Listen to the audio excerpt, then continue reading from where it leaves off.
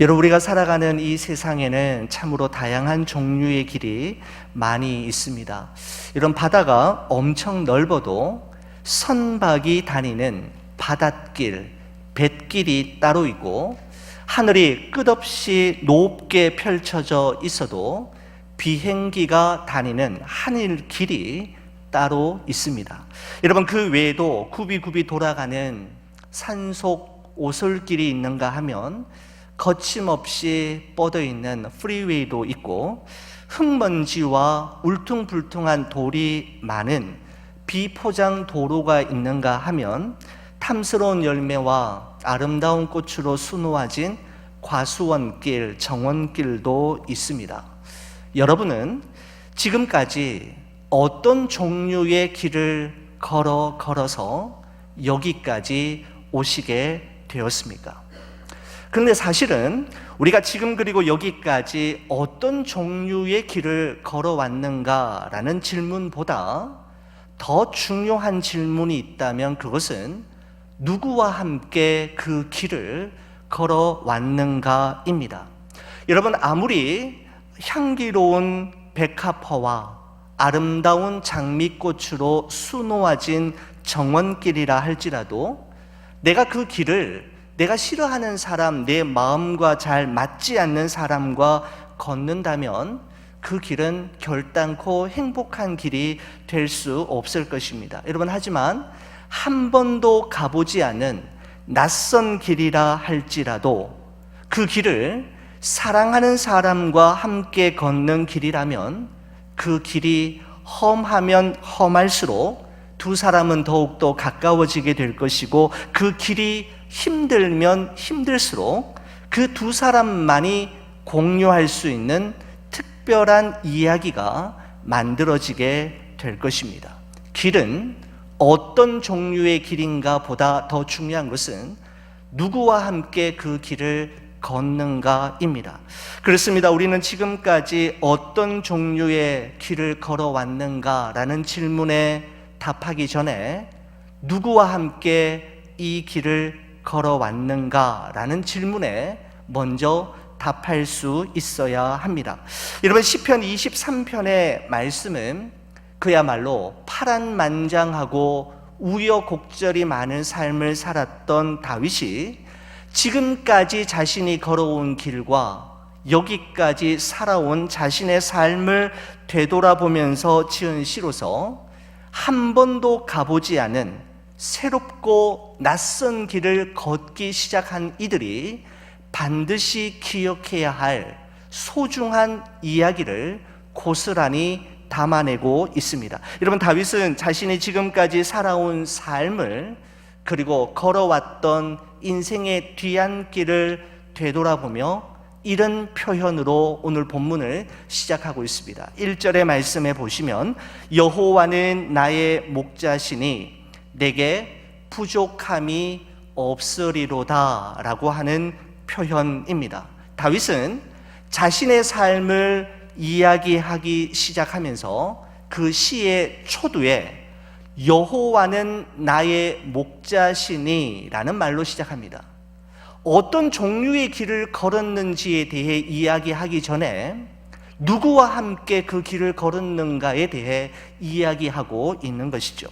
여러분, 이것은 여호와는 나의 목자시니라는 이 말은 다윗이 지나온 자신의 삶을 해석하고 설명하고 이야기함에 있어서 여호와 하나님을 생략하고는 그분의 존재를 인정하지 않는다면 더 이상 아무 할 말이 없음을 의미하는 것입니다. 다시 말씀드리면 다윗이 다윗 될 수 있었고 다윗이 하나님의 마음에 합한 사람으로 살아갈 수 있었던 것은 여호와 하나님께서 그의 목자가 되어 주셨기 때문이라는 것입니다.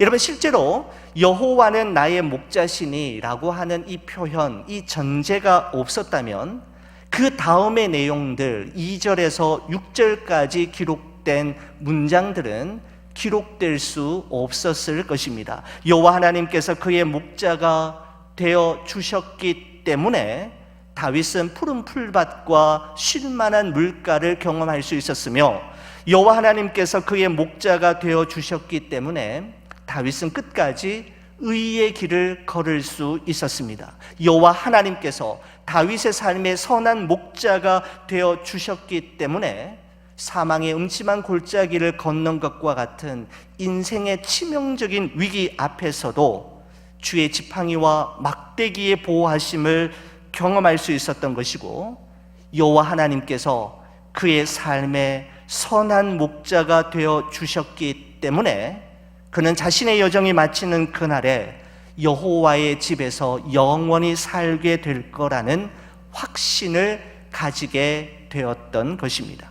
여호와 하나님이 그의 목자가 되어 주셨기 때문에 2절에서 6절까지의 말씀은 기록될 수 있었던 것입니다. 여러분, 이처럼 다윗은 여호와께서 자신의 인생의 선한 목자가 되어 주심으로 누릴 수 있었던 이 모든 것들을 한마디로 표현하기를 내게 부족함이 없었다라고 말하고 있습니다.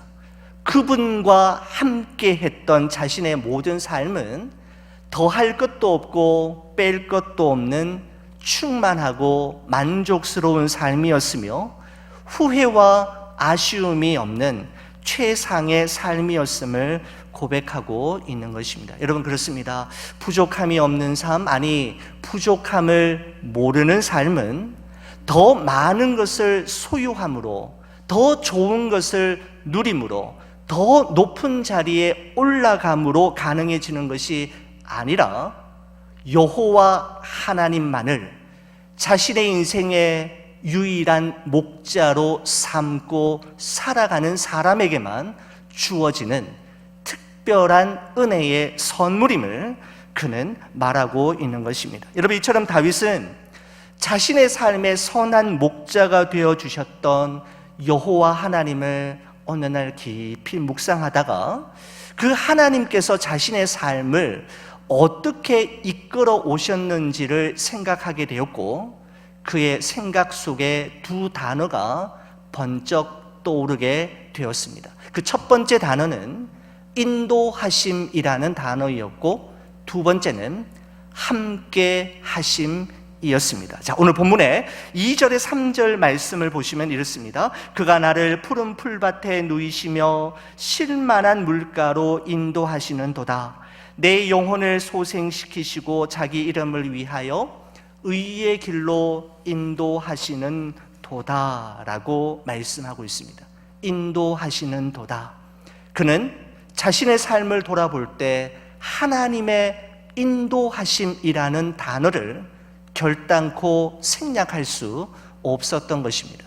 사랑하는 우리 교회 여러분, 여러분은 지나온 삶을 되돌아볼 때 여러분의 힘과 노력으로 이루어낸 일이 많으십니까? 아니면 여러분의 계획과 의지와는 상관없이 되어진 일이 많으십니까? 이루어낸 일, 되어진 일, 여러분 어떻습니까?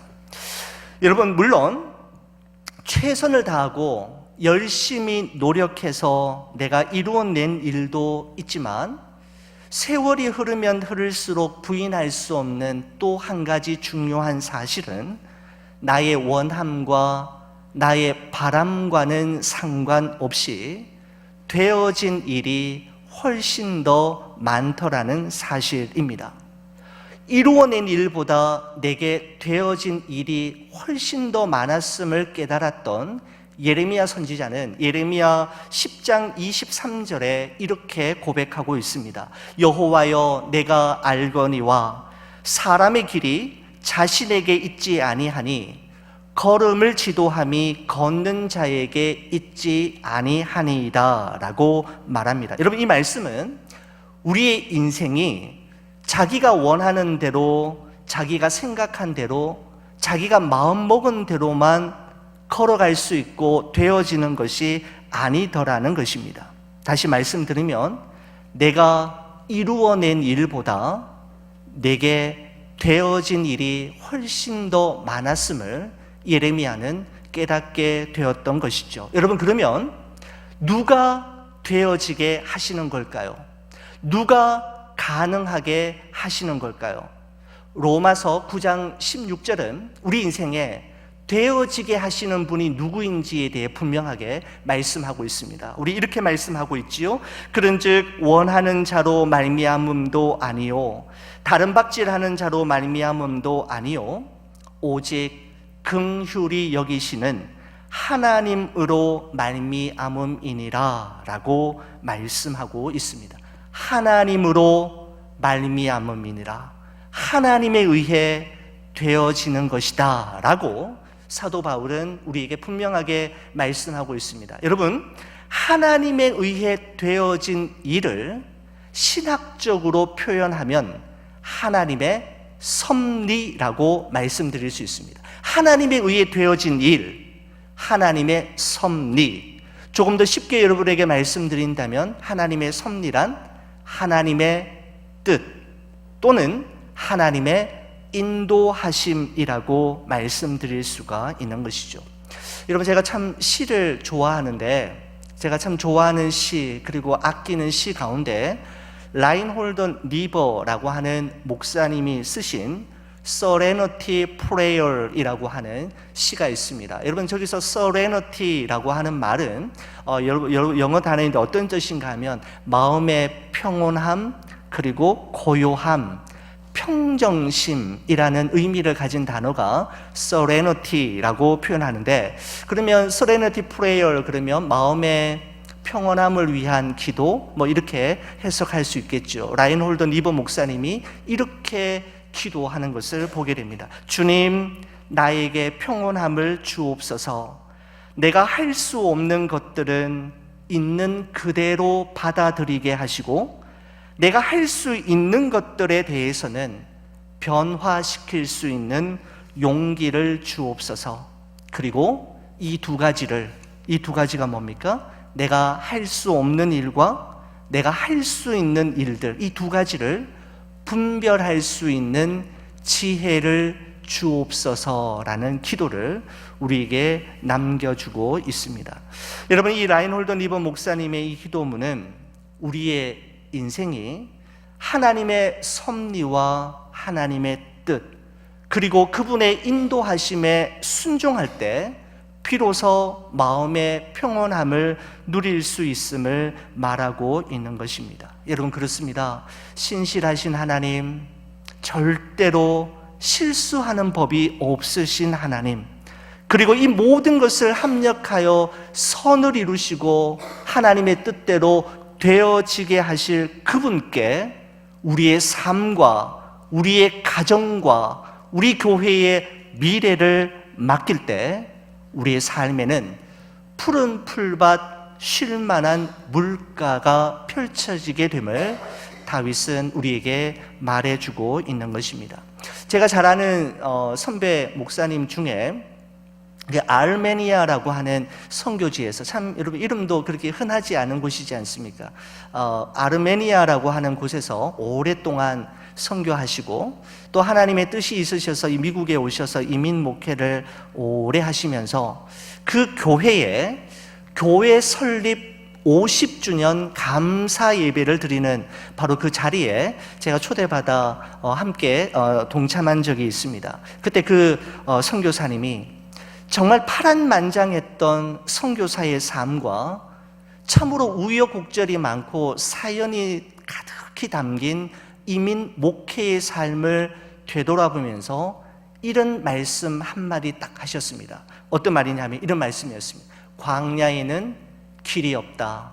하지만 그곳에는 인도하심이 있었다라는 표현이었습니다. 장황한 설교, 장황한 감사 예배의 순서가 있었지만 저는 그 예배 순서 전체 중에 이 말 하나만 제 마음속에 새겨져 있었습니다. 광야에는 길이 없다. 하지만 그곳에는 인도하심이 있었다라는 표현이었습니다. 파란만장했던 선교사로서의 삶과 우여곡절과 사연이 많은 이민 목회자의 삶이 그로 하여금 마치 광야 한 복판을 통과하는 것과 같이 만들었지만 그분은 길이 보이지 않는 광야 한 복판에서 자신의 길 그리고 자신의 걸음을 인도하시는 분이 누구인지를 그 광야 한복판에서 깨닫게 되었는데 바로 하나님이심을 알게 되었노라고 그는 고백하셨습니다. 사랑하는 우리 교우 여러분, 어디로 가야 할지 모르시겠습니까? 가야 할 길이 도무지 보이지 않으십니까?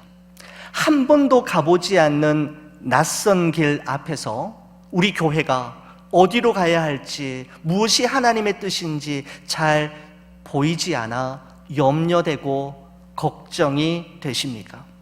그렇다면 우리는 우리 교회의 선한 목자 되시는 여호와 하나님의 인도하심에 우리의 길을, 우리의 걸음을 맡기는 것입니다. 그분은 우리를 가장 좋은 길로, 최선의 길로 우리를 인도해 주실 것입니다.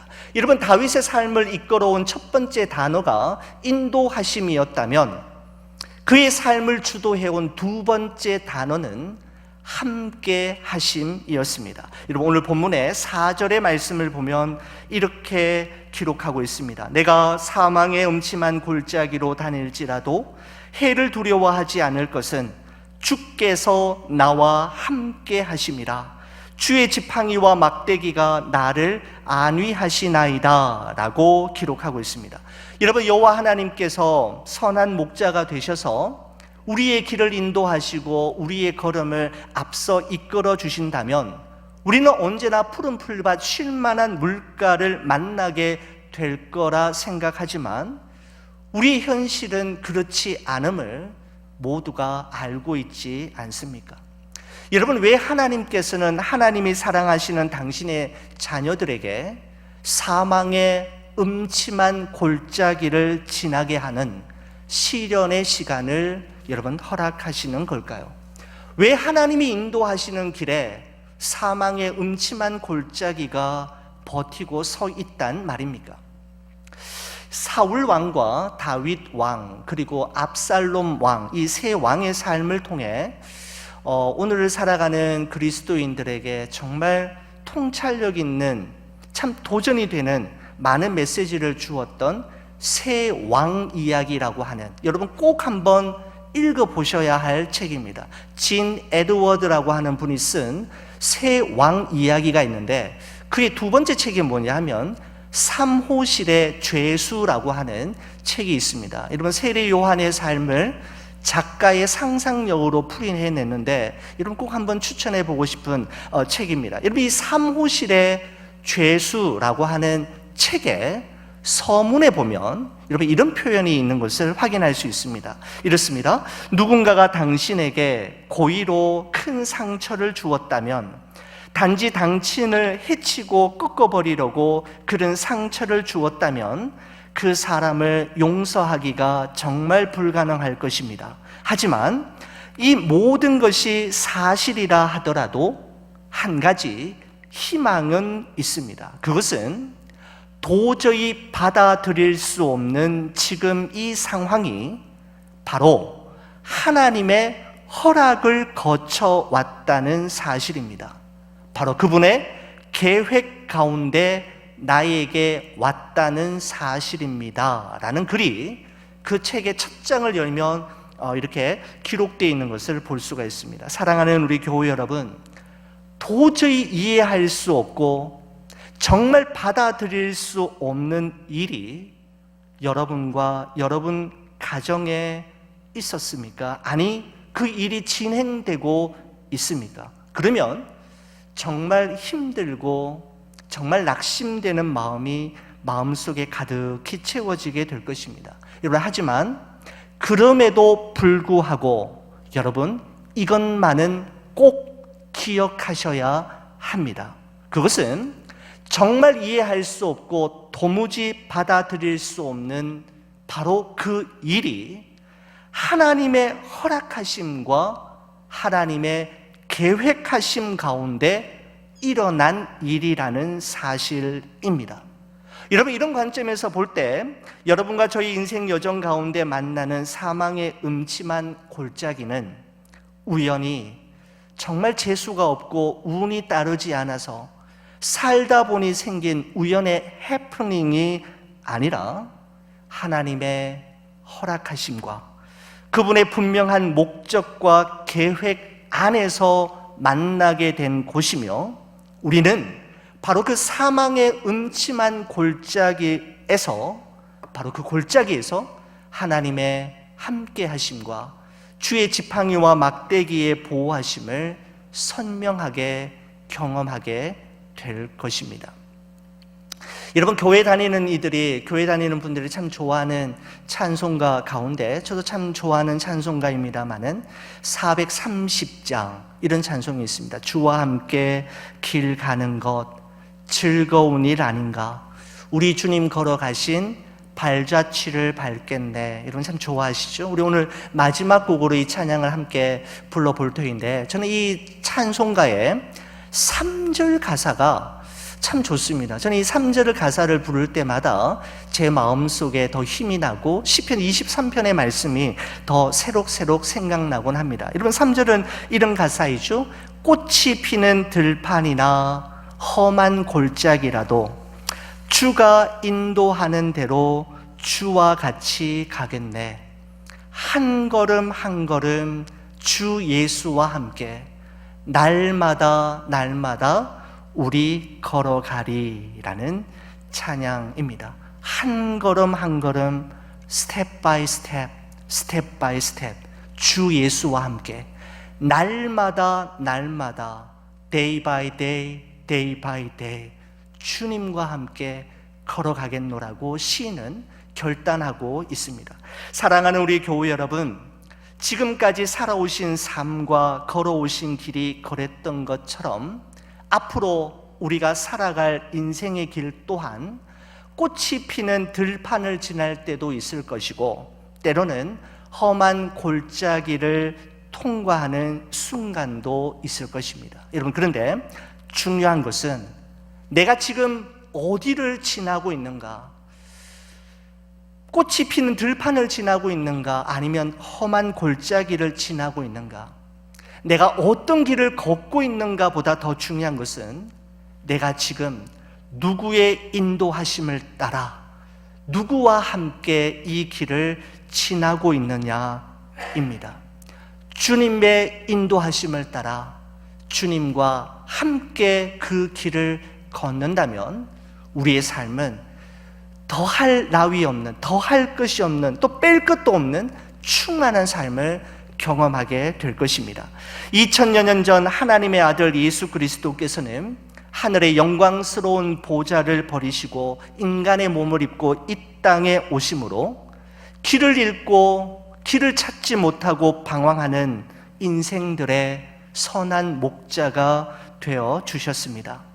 그 예수님의 인도하심을 따라 예수님과 함께라면 우리는 꽃이 피는 들판이나 험한 골짜기라도, 아니 푸른 풀밭 쉴만한 물가나 사망의 음침한 골짜기라도 어디든지 갈 수가 있는 것입니다. 사랑하는 우리 성도 여러분, 하나님의 정말 놀라운 섭리와 경륜 가운데 서로 다른 길을 걸어오던 하나로 커뮤니티 교회와 엠마오 장로교회가 이제 같은 길, 새로운 길, 그리고 한 번도 가보지 않은 낯선 길을 걸어가게 되었습니다.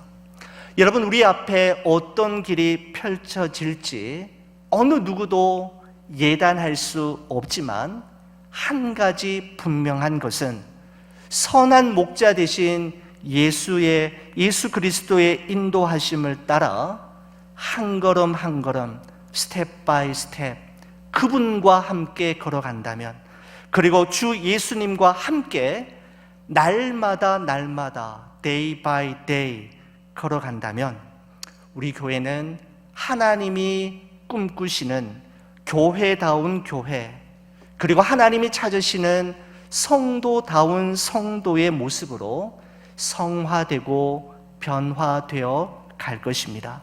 하나님의 인도하심과 주 예수의 함께 하심이 사랑하는 우리 성도님들의 앞길과 우리 두 교회가 함께 걸어가는 이 길 위에 아름답게 펼쳐지기를 우리 주의 이름으로 간절히 축원을 드립니다.